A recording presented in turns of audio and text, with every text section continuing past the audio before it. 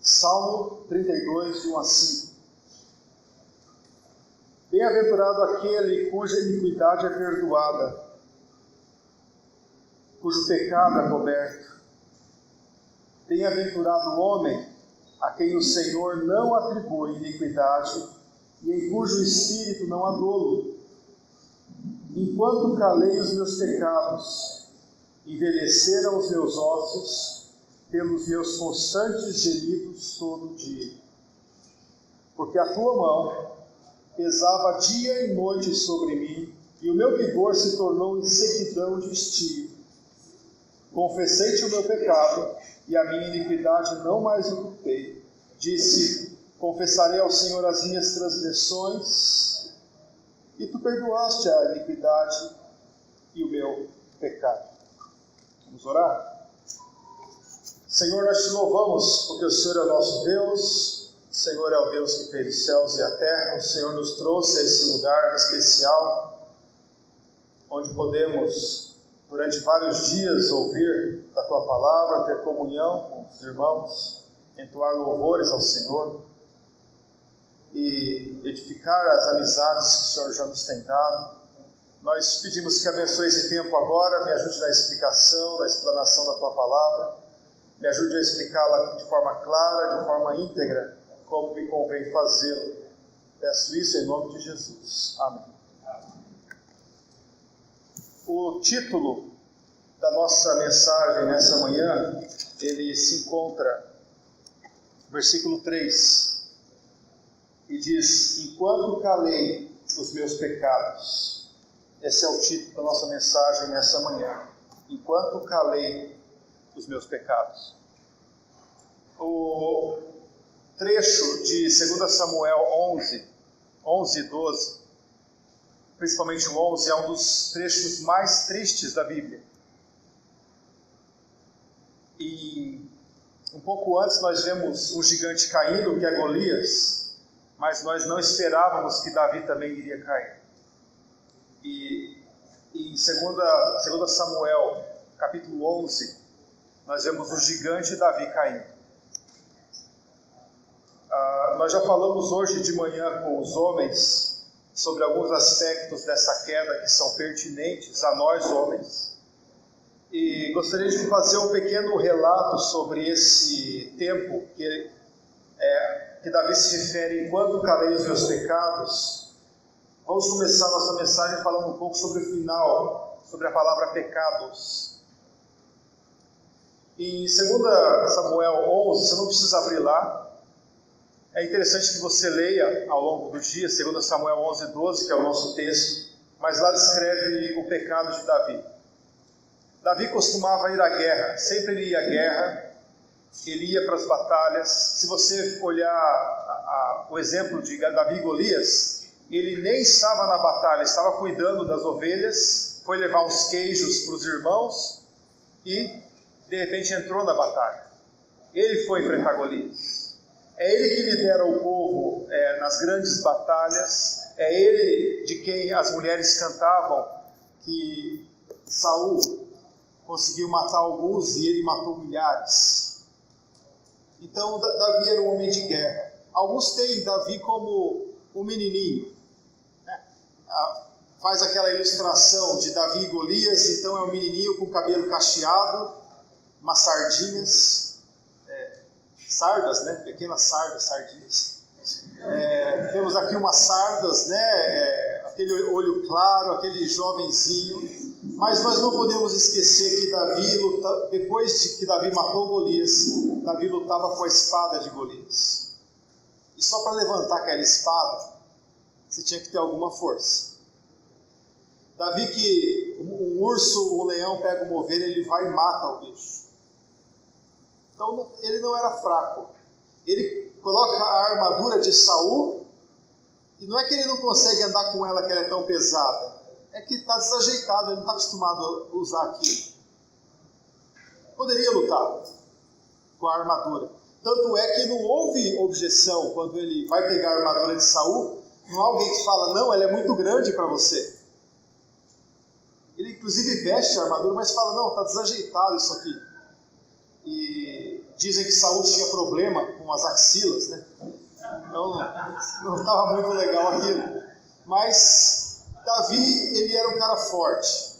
Ele não era tão grande quanto Golias, mas ele era um cara grande, um cara forte, um homem de batalha mesmo. Ele era um líder. E esse gigante cai em 2 Samuel, capítulo 11. Ele está tranquilo no seu palácio enquanto o seu exército está lutando. Seu exército não está longe, talvez aí uns 50 quilômetros só de Jerusalém, pertinho. Eles estão lutando lá e ele está aqui no seu palácio tranquilo, andando no pátio do seu palácio. Ele, sem fazer nada, de repente vê uma mulher tomando banho, pergunta quem é ela e traz essa mulher e tem uma relação com ela. Nós vamos falar um pouco mais sobre isso nas próximas mensagens. Mas aquela mulher ali era a esposa de um dos principais homens de Davi, talvez o homem mais leal de Davi. Era a esposa de Uzias, Betseba. O pai dela era um dos valentes de Davi. O avô dela era Aitofel, um dos conselheiros. Então, ela tinha, de todos os lados da família, gente muito forte, gente muito grande. O pai, o avô, o esposo. E Davi, sabendo disso, mesmo assim ele vai ter uma relação com ela. O texto deixa bem claro, ela tinha acabado de ficar menstruada.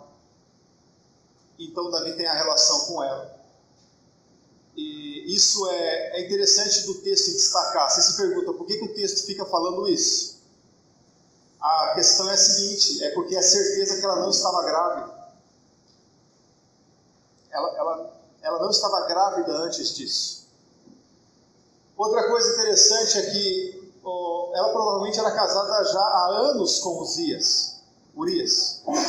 Por quê? Porque no primeiro ano de casamento o homem não podia ir para a guerra. Então ela já tinha tido muito tempo com Urias, mas nunca engravidou. Talvez era até uma preocupação para ela. Será que eu sou estéril e não posso ter filhos? Aí de repente vai Davi, uma vez, e ela está grávida. Sabe que Deus, ele é soberano sobre todas as coisas, inclusive sobre isso. Deus é soberano sobre a questão de filhos. É Deus quem deixa Sara estéril. E é Deus quem abre o ventre de Sara com sua idade muito avançada. É Deus quem nos dá os filhos vêm do Senhor. Por isso, quando você olha para o seu filho, você vê que, não foi algo natural isso. Foi Deus que me deu. É uma responsabilidade muito grande. Deus deu um filho para você. E aqui nós vemos Deus soberano sobre isso. Deus é tão soberano que Ele não deixa isso passar ileso. Pensa só se ela não tivesse engravidado. O esposo iria voltar para casa e nada aconteceu. Mas Deus não deixa com que nada aconteça. Deus está ativo nessa história. Então Davi tem uma brilhante ideia. Eu vou esconder isso. No próprio texto de 1 Samuel, tem ele tentando esconder essa questão. Um abismo chama outro abismo. E geralmente quando você tenta esconder um pecado, você comete um pecado pior ainda, e só vai para baixo. E é isso que aconteceu com Davi. Davi chama Urias. Urias, vem para cá. Sai da batalha, vai um pouco lá para sua casa. Talvez o Urias pense, não estou entendendo o que Davi está fazendo, mas eu sei que meus amigos estão lá no campo de batalha, estão morrendo, e eu não vou lá para ter uma relação com a minha esposa, enquanto está acontecendo isso. Olha o caráter desse homem. E ele dorme no chão, na entrada do palácio, lá com os outros guardas.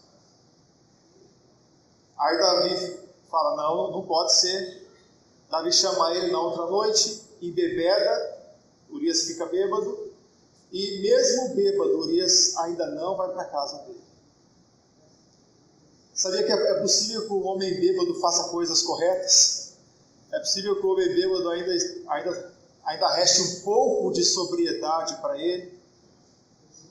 E esse é Urias. Mesmo embriagado, ele não vai para casa. Aí Davi tem uma ideia, ele fala, eu preciso resolver isso.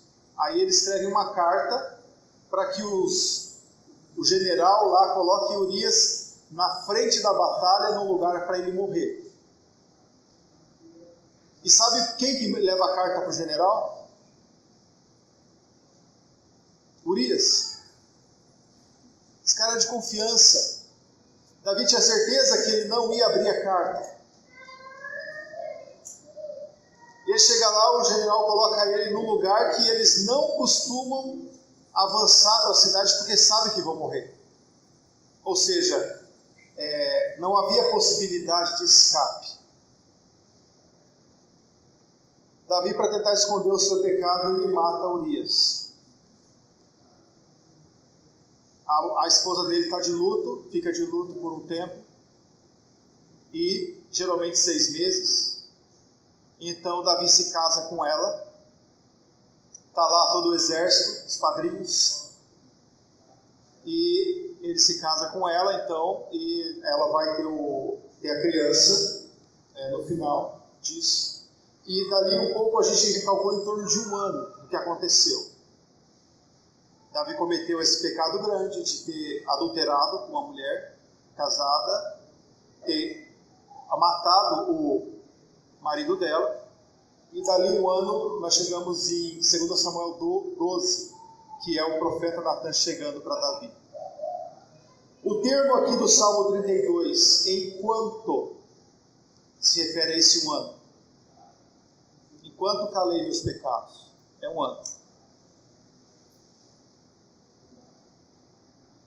O texto diz, quando Natan chega para Davi e o adverte, ele diz que Davi deu chance para os inimigos blasfemarem do Senhor. O pecado de Davi foi tão grande que todo mundo que olhava podia tirar sarro do próprio Deus de Davi. Quem é Davi nessa história? Eu acredito que Davi é um crente velho da igreja. É um cristão. Alguém que já fez muita coisa para Deus, já atingiu o seu ápice, às vezes já trouxe amigos para a igreja, já serviu a Deus de uma forma muito grande, e de repente chega num ponto de estabilidade na igreja. É um ponto que ele agora está só andando, tem culto domingo, começa a vir para a igreja normalmente. Davi é esse cristão. E Davi comete um pecado muito feio. Talvez você pense e fale, eu nunca cometeria esse pecado. E eu acredito que talvez não. Mas talvez você tenha cometido um pecado que tenha desgraçado a sua vida. Destruído a sua vida. O que mais me chama a atenção nessa história é que durante esse 1 ano, quem falou com Davi sobre o pecado dele?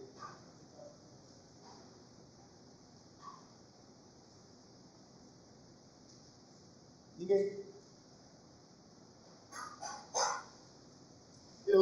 Vocês não vão ser inocentes a ponto de achar que alguém de Israel não sabia o que ele fez. Todo mundo sabia. Vamos usar o termo aqui nosso, né? Toda a igreja ficou sabendo.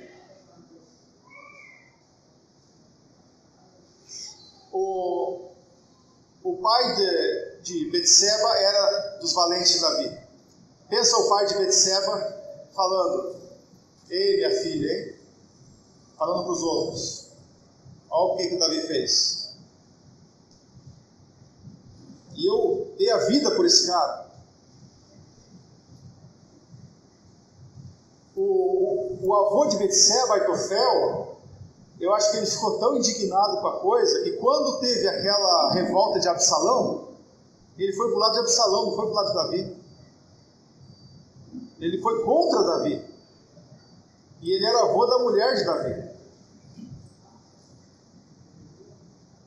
Então a sociedade toda estava sabendo, os sacerdotes todos estavam sabendo, por onde quer que Davi andava, as pessoas estavam sabendo do pecado dele, era só olhar para a esposa dele, etc. Mas o pecado dele só é confrontado 1 ano depois. A pergunta que eu faço para vocês é: será que isso pode acontecer no meio de uma igreja? Alguém comete um pecado tão grande, a igreja toda fica sabendo, e não tem um ser que chegue e confronte aquele pecado.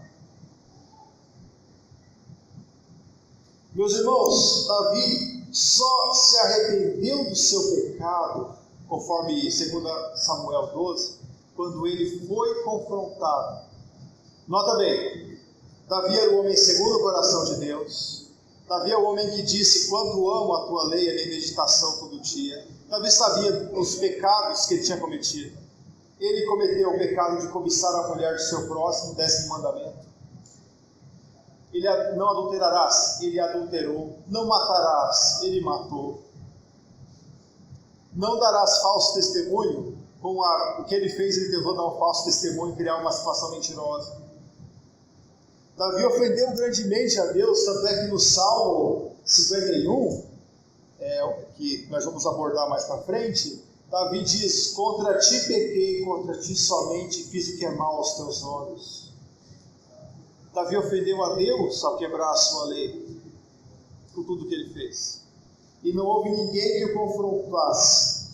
Eu vou perguntar para vocês o que leva a igreja a não confrontar uma pessoa com o seu pecado. Eu acredito que a primeira questão tem a ver com o próprio Davi. Quem era Davi? O rei. Você não confronta o rei. E talvez na igreja, usando o mesmo termo, né? Você não confronta um reizinho.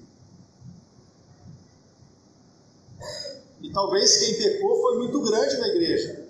Talvez é o filho do pastor. Talvez é o filho daquele diácono mais influente. Ou talvez seja o próprio diácono. Talvez seja um grande professor, um grande líder. Ou a esposa dele. Estou mencionando aqui cargos. Às vezes, o nosso cargo elevado impede que as pessoas tenham liberdade de chegar e nos confrontar. Porque tem medo do que podem perder. Eu não vou confrontar o rei, ele vai cortar minha cabeça. Ele vai me prender, ele vai confiscar os meus bens. Saiba de uma coisa: no reino espiritual, no reino de Deus, o foro privilegiado não é uma bênção.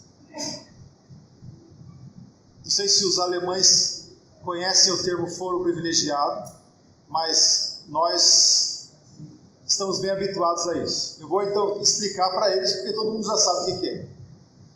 Foro privilegiado é o que um determinado político tem, e quando ele comete um delito, ele não vai para a comarca lá na primeira instância, para o foro da primeira instância. Ele vai para o foro superior, ele vai para o STF, para o STJ, não sei qual foro exatamente ele vai primeiro, mas ele vai lá para cima.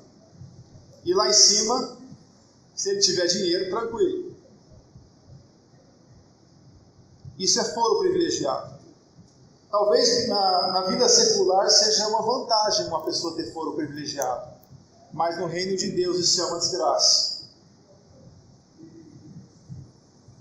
E talvez pareça para você, talvez você mesmo cometeu um pecado grande, e as pessoas estão caladas ao seu redor, talvez você ache que isso é uma vantagem. A sua esposa está sabendo do seu pecado e está quietinha. Seus filhos, seus pais estão sabendo e estão quietinhos. O filho cometeu um grande pecado e os pais fazem aquela vista grossa. Não aconteceu nada.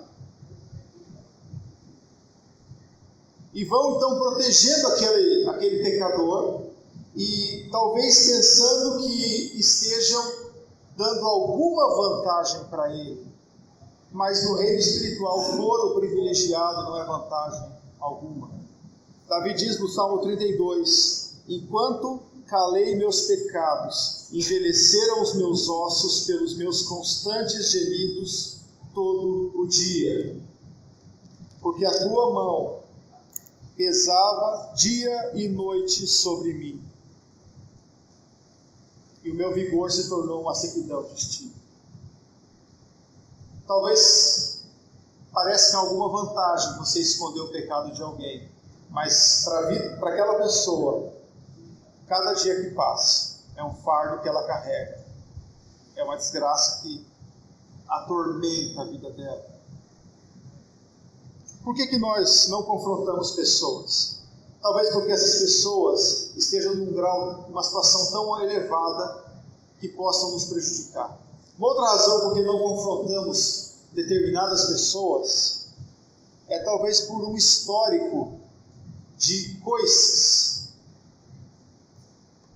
Porque toda vez que alguém tenta chegar perto daquela pessoa para confrontar alguma coisa, leva um coice. Né? E talvez quando alguém chegou para falar com ela sobre algo, a primeira palavra que saiu da boca dela foi: ah, mas você também. E você já desistiu de confrontar. Simplesmente não cai a ficha. Irmão, olha o que você está fazendo. Mas olha você. Ou, mas olha os fulano lá, o cicrano. Por que você não vai falar com ele antes? É a velha estratégia de Eva e de Adão. Adão, você comeu do fruto da árvore que eu disse para você não comer? A mulher que me deu. E você, mulher, comeu? A serpente me enganou. Aí, a serpente... E você, serpente? Ela olhou para trás e não tinha mais ninguém para falar. A cobra levou fumo, como diz o ditado. Mas, nesse caso específico, às vezes a pessoa, ela é tão... ela repele tanto as outras que ninguém tem coragem de chegar para falar.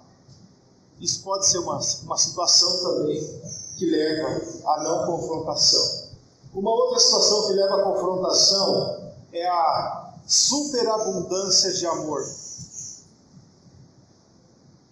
Na nossa igreja, nós nos amamos tanto, mas tanto que nós não confrontamos ninguém. Nós toleramos. Né? E o grande problema da tolerância é que sempre que o erro aparece, ele vem montado sobre os lombos da tolerância. Sempre que o erro aparece, ele pede para ser tolerado.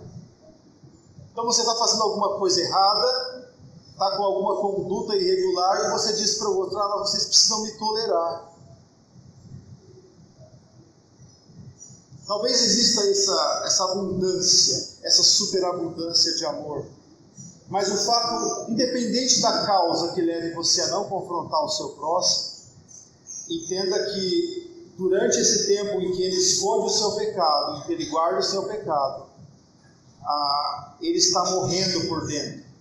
A pergunta que eu faço para vocês é: se Natan não tivesse chegado e confrontado Davi, até quando isso iria? Eu tenho medo de pensar que Davi iria morrer no seu pecado. Talvez Davi nunca seria confrontado com o seu pecado e ele não iria se recuperar. Sabe que Deus, ele usa meios ordinários para realizar seus feitos extraordinários? Deus utiliza meios simples para satisfazer a sua obra. Tem aquela velha ilustração do barco, e o barco estava furado e alguém começou a orar para Deus então livrar eles daquele naufrágio, E a outra pessoa falou: enquanto você ora, eu pego o meu balde e jogo a água para fora.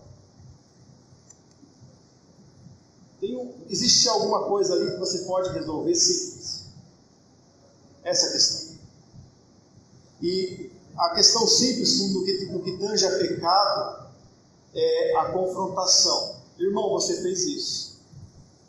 As palavras de Natan foram muito graciosas para Davi. Natan chegou com o espírito correto para Davi.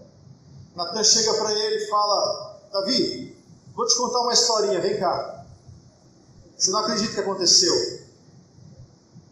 Um cara tinha lá a sua cordeirinha, ele tinha só uma cordeirinha. Essa cordeirinha era tão querida que ela comia no prato dele. Ela bebia no copo dele. Ela dormia junto com ele. E aí o vizinho dele, que era um homem rico, cheio de animais, chegou alguém para visitar esse homem rico e ele falou: tem uma ideia, vou matar a cordeirinha do vizinho. E foi lá e matou a cordeirinha do vizinho. Aí Davi ficou irado. Falou: esse cara vai morrer. E ele vai ter que pagar 4 vezes. Vai ter que dar 4 cordeiros no lugar da outra. Davi estava se referindo à lei. A lei dizia que se eu roubasse, furtasse e matasse o boi do meu próximo, eu tinha que devolver 5. Se eu furtasse um cordeirinho, tinha que devolver 4 no lugar. Aí você me pergunta: por que isso? E eu te pergunto: por quê? Eu não sei. Boi é 5, cordeiro é 4. Mas Davi estava se referindo a isso. Agora, olha a lógica de Davi. Na lei, não dizia que se alguém furtasse algo deveria ser morto. Ele extrapolou um pouco a lei. Não só isso, ele extrapolou um pouco a razão. Ele disse: esse cara vai ser morto e vai ter que dar 4 cordeiros no lugar. Não faz sentido, né? Tipo, uma coisa junto com a outra, as duas finalidades juntas não fazem sentido. Mas é interessante o castigo disso. Primeiramente, o castigo. Davi matou a Urias. Natan disse para Davi: tu és o homem. É você que matou a cordeirinha do seu próximo. E durante a vida de Davi, ele teve que fechar os olhos de 4 de seus filhos.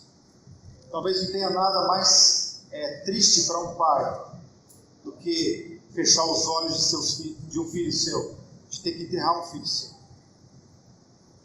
E Davi teve que fazer isso com 4 filhos. E todos eles mortos, ali dentro da família. Um filho matando o outro. Exceto o próprio filho de Betseba, que morreu por causa do pecado de Davi. 4 filhos. Davi não se apartou espada da sua casa. A partir daqui é só desgraça. É o filho Absalão tentando pegar o reino. As mulheres de Davi são possuídas, são, vamos dizer, estupradas. As mulheres de Davi são estupradas em pleno ar livre. Deus ficou muito, muito, muito indignado com o pecado de Davi. O castigo foi tremendo. A gente vai falar um pouco mais adiante sobre o perdão, que Deus é o Deus que perdoa pecados também. E por maior que tenha sido o pecado de Davi, Deus o perdoou. Mas as consequências do pecado ficam. Você acaba de assaltar um banco, a polícia chega e você fala: não, eu me arrependi, Senhor, me perdoe. Aí o guarda fala para você: tá bom, Deus te perdoou, mas agora vamos para a cadeia. E você vai pagar pelo seu erro. Nós pagamos pelos erros que cometemos, embora possamos ganhar o perdão de Deus. O mais interessante nessa história, uma das coisas mais interessantes, é que Davi tem 4 filhos com Betseba depois. O primeiro morreu, mas Davi teve 4 filhos. E sabe qual o nome de um dos filhos? Salomão. Foi o rei de Israel, filho de Betseba. Mas o que mais me chama a atenção é o outro filho que ela teve. O nome do outro filho que ela teve foi Natan. O nome do profeta que confrontou Davi. A pessoa, quando você confronta ela do seu pecado, e ela se converte, ela se arrepende, ela vai criar um vínculo com você. Ela vai te amar. Talvez você vai ser chamado para ser o padrinho do casamento dos filhos dela. Talvez você vai se tornar o melhor amigo dela. O meu melhor amigo lá em Curitiba, meu melhor amigo da minha juventude, ele se tornou meu melhor amigo também nesses momentos. Eu lembro de um domingo em que nós brigamos feio, domingo de manhã, e eu confrontei ele com o que ele estava fazendo. E à tarde nós conversamos, ele se arrependeu. Dali para frente, a amizade foi muito grande. Até hoje, quando eu vou para Curitiba, sempre que eu vou, ele me chama para pregar na igreja dele, a gente passa o dia junto. Quando você confronta alguém, essa pessoa pode arrancar sua cabeça, mas ela pode se tornar o seu melhor amigo. Mas independente do resultado, Cristo mesmo nos adverte: se teu irmão pecar contra ti, vai entre ti e ele só e fala com ele. A confrontação, ela é o instrumento simples de Deus para nós falarmos contra o pecado. E a base dessa confrontação tem que ser o pecado que Deus disse que é. Você não vai confrontar alguém porque está mascando chiclete na igreja. Porque, lá em Eclesiastes fala sobre isso. Assim, você não vai confrontar alguém por algo que, ele está usando aquela cor de roupa, eu não gosto. Ele torce para tal time, não gosto. Não é por isso. A confrontação, ela tem que ter um objeto, que é a lei do Senhor. Ele ofendeu a lei do Senhor, ele precisa ser confrontado. Nós aqui na igreja precisamos não abandonar isso. Sabe que hoje, no nosso Brasil, as pessoas valorizam cada vez mais volume em igreja. Precisamos ter mais e mais pessoas. E é bom isso, não é? Não é gostoso chegar aqui e ter tanta gente, chegar na igreja e ter bastante gente. E às vezes, para ter bastante gente, a confrontação é sacrificada. Porque se eu confrontar aquele meu amigo, ele vai sair da igreja. Saiba de uma coisa: se você confrontar alguém com o seu pecado, com amor, como Natan fez, com a teologia e com tudo, e essa pessoa sai da igreja, a igreja teve uma subtração abençoada. Na igreja não deveria ficar ninguém que não queira ser santo. Essa é a grande questão. E talvez aquela pessoa só precise de um Natan que chegue na vida dela e fale. Eu tenho uma pergunta para você nessa manhã. Você talvez seja um Davi. Talvez você diga: enquanto calei meus pecados, com o verbo no presente, no gerúndio, enquanto estou calando os meus pecados.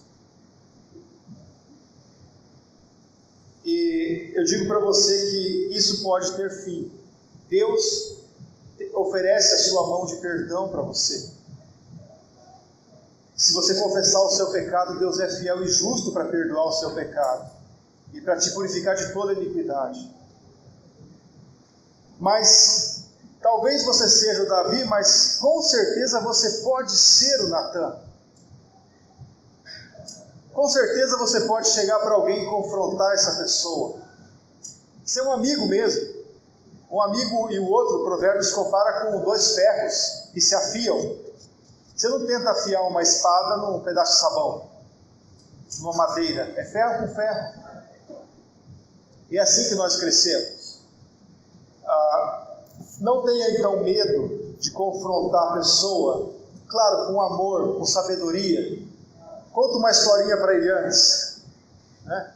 Tenta chegar no coração dele de modo que ele entenda aquilo. Isso foi uma bênção tão grande na vida de Davi e na vida de Betseba, que eles colocaram o nome de Natan no filho. Isso não foi uma bênção só na vida de Davi. Betseba também estava engolindo isso. Deus é o Deus que perdoa pecados. Nós somos gratos a Ele por Sua palavra. O título da nossa mensagem esta manhã foi Enquanto Calei Meus Pecados. Que Deus possa nos abençoar na continuidade da programação. E estou bastante ansioso também para ouvir o pastor. À noite eu quero ser abençoado nesses dias, ouvindo também os testemunhos de mais pessoas. E vamos apreciar esse tempo, que especial esse tempo durante o ano, em que nos concentramos para nos afiarmos, né? Para aprendermos mais do nosso Deus. Vamos orar? Senhor, nós te louvamos pela Tua palavra, pelo Salmo 32, pelo exemplo de Davi, o homem segundo o Teu coração, que mesmo ele sendo alguém tão espiritual, caiu num pecado tão profundo, tão desgraçado. E da mesma forma nós podemos olhar para nós e falar, eu também posso cair nisso se Davi caiu. Mas eu peço que o Senhor tenha misericórdia de nós. Que o Senhor nos ajude a sair, talvez estejamos na lama, talvez ainda estamos calando nossos pecados. Nos ajude, Senhor, a confessar o nosso pecado e dá também sabedoria, dá amor, para que possamos chegar aos nossos irmãos e confrontá-los com seus pecados, porque é assim que nós vamos crescer, é para isso que nós existimos. Essa é a ferramenta simples que o Senhor usa para fazer os seus feitos extraordinários. Te damos graças por esse tempo, em nome do Senhor Jesus. Amém.